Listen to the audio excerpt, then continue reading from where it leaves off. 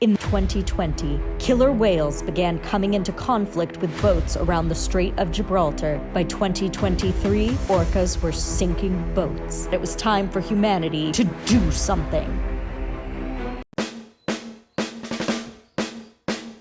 Hello, cadets, and welcome to your first day of training. Thank you for joining the war on orcas. On the side of the orcas! That's how we salute in the orca army. Kidding, they don't do that. They have flippers. There's been a lot of misinformation floating around that there internet ocean. We can't let that throw us off course. You may have read the headlines.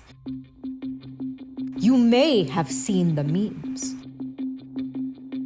Since 2020, there have been literally hundreds of recorded physical interactions between orcas and boats, some lasting for hours. While these interactions sometimes leave the boats unharmed, they sometimes do this and leave the rudders looking like this.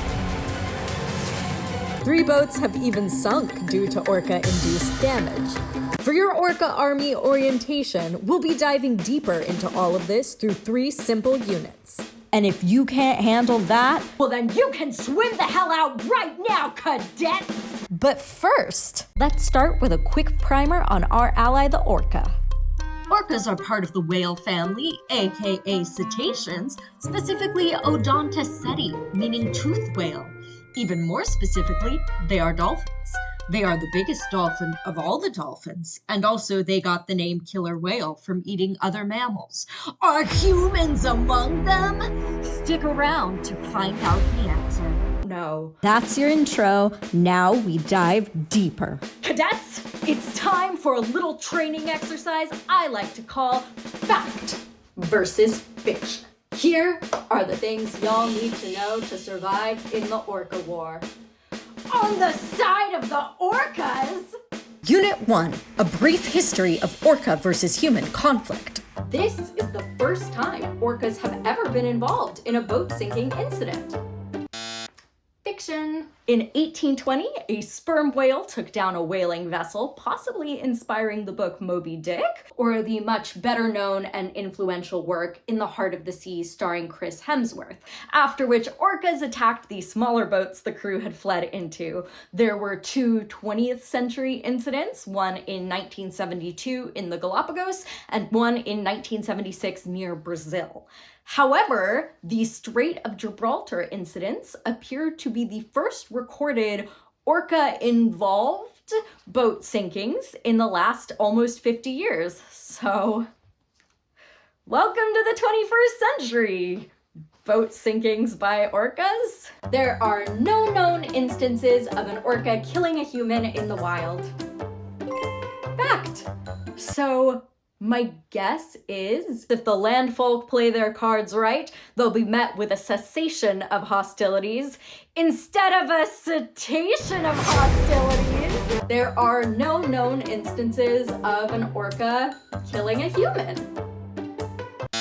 That's fiction. They've killed some people in captivity. And orcas in captivity is something we're absolutely going to be talking about in a different video, because otherwise this one would be too long and chaotic. If you're a coward. Cadets, you've survived Unit 1. You may be wondering, who is my commanding officer?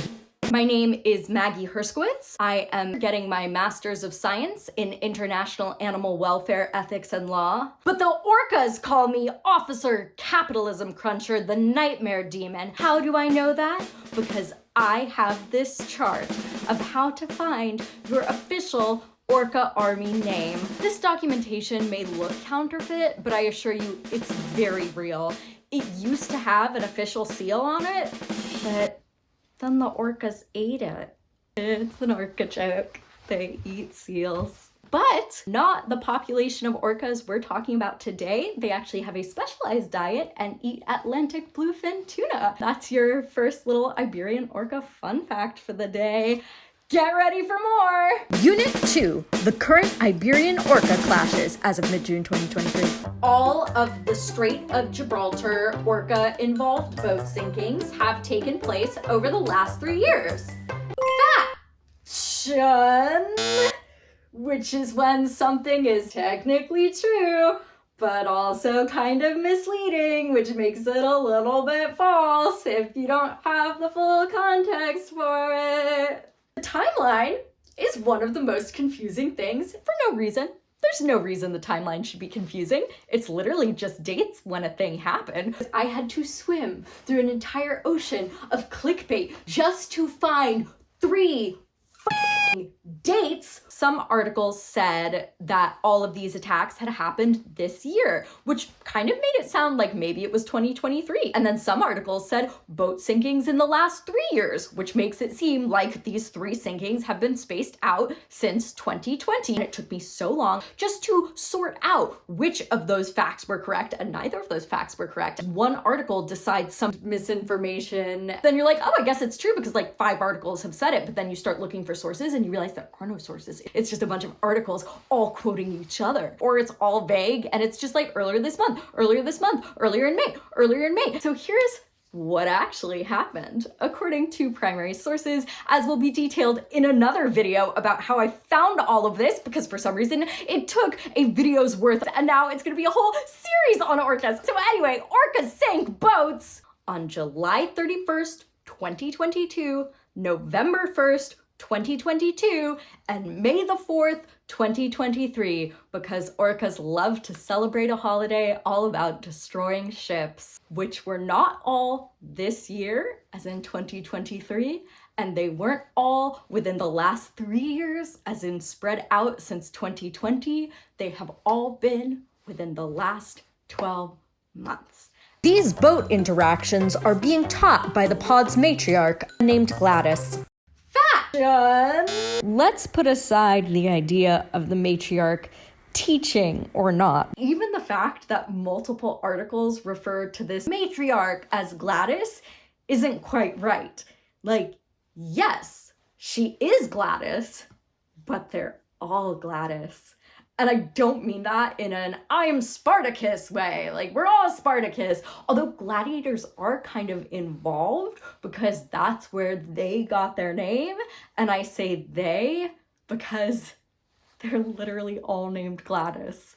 They named every orca involved in these incidents Gladys. Gladys Blanca, GB, is the infamous white Gladys who is the one that the papers are talking about. It's true that Gladys is the matriarch, and she's an older orca engaging in a behavior mostly seen in the juveniles. We've also got some other cool Gladyses involved in this situation. I am particularly into Gladys Servile and Gladys Lamari, who apparently just hang out and intensely observe these interactions with sailboats without getting directly involved. I feel like that would be me if I were an orca. Just like, I would love to go destroy some boats with you guys, but I can't right now. Today, I can't like participate. I'm like totally gonna watch it. Definitely invite me next time that you're gonna destroy some sailboats. I'm not gonna say yes the next time either, but like you still need to keep inviting me because otherwise I'm gonna think that you hate me. Anyway, go team, like destroy those sailboats. You guys have totally got this. Like you go girls. Like this is gonna be so amazing for you guys, and I'm just like so excited for you. I just like can't today because they can't. I also really like Gladys Grease and Gladys Albarracin, who appear to be the only 2 of these main characters in the Orca Wars, not directly related to anyone by blood, yet still very invested in the agenda. And is White Gladys actively teaching these behaviors? Not clear. However, the theory of orcas teaching these behaviors is viable because orcas are hyper-intelligent social beings with culture. Fact. Orcas are, by many of our admittedly anthropocentric measures of intelligence, one of the smartest animals with whom we share our planet. They're one of the few non-human species to demonstrate self-awareness by passing what we call a mirror test. They have complex social relationships. They do learn from each other. They have distinct cultures, prey preferences, hunting strategies, and vocalizations. Whether or not the boat incidents are actively taught, orcas definitely have the intelligence and social dynamics for teaching to be within the realm of possibility. Again, these bitches have cultures. Fact. Orca culture has involved a fad of putting salmon on your head and swimming around. Okay, sorry, that one's just like a ridiculous freebie. That is obviously fiction. Psych! It's fact! That's a real thing. Although it is so outlandish that I would probably need to see a picture of it before I believed that it's real. So actually, you know what? I'm going back to fiction. I lied! Psych again! There's pictures! To be clear, it was not the Gladyses who put fish on their heads, but the whole point was to show that they have different cultures. That pod's fad was fish hats. This pod's fad may be wrecking boats. It still counts as relevant to this unit because it's giving larger context to orca psychology and cultural phenomena.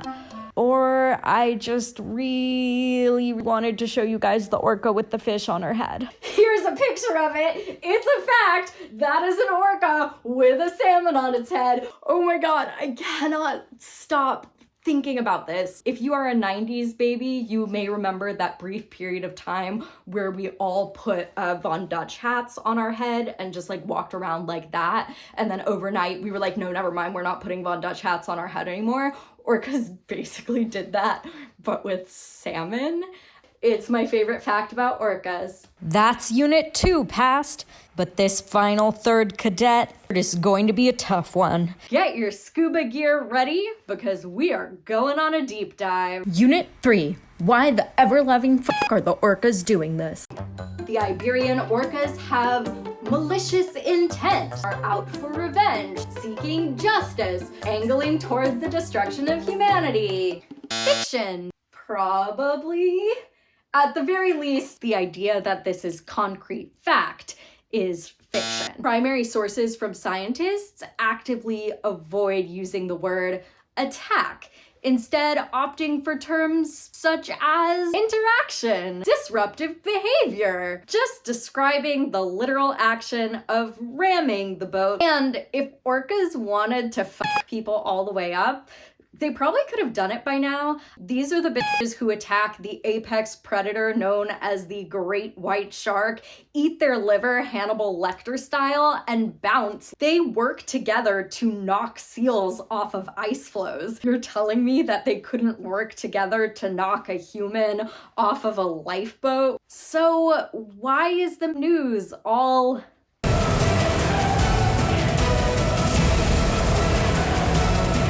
There's a quote about this theory that every article seems especially hype to echo. This revenge behavior sprung out of a critical moment of agony for Gladys. One scientist specifically was responsible for that quote. His name is Alfredo Lopez Fernandez. In addition to the traumatized orca quote, actually said, the orcas are doing this on purpose, of course.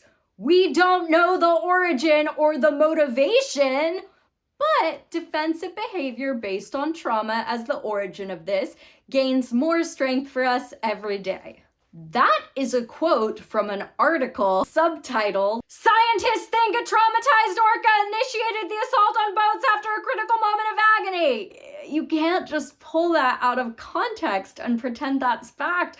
Also, Alfredo Lopez Fernandez is part of the GTOA, Grupo Trabajo Orca Atlantica, or Atlantic Orca Working Group, is a group of scientists monitoring the Iberian orcas and their interactions with boats. The GTOA were the ones who named the Gladyses. They keep diligent tabs on them, including through an app they created. The GTOA members co-authored a terrific paper in the journal Marine Mammal Science, which is where I pulled a lot of these charts from. On their website, there's literally hundreds of pages of information information available for free, ranging from orca identification catalogs to educational posters to an in-depth report including ideas for future conflict mitigation between orcas and boats. They're doing an amazing job compiling all of this and advocating for the orcas. It's just all being drowned out by the sensationalism.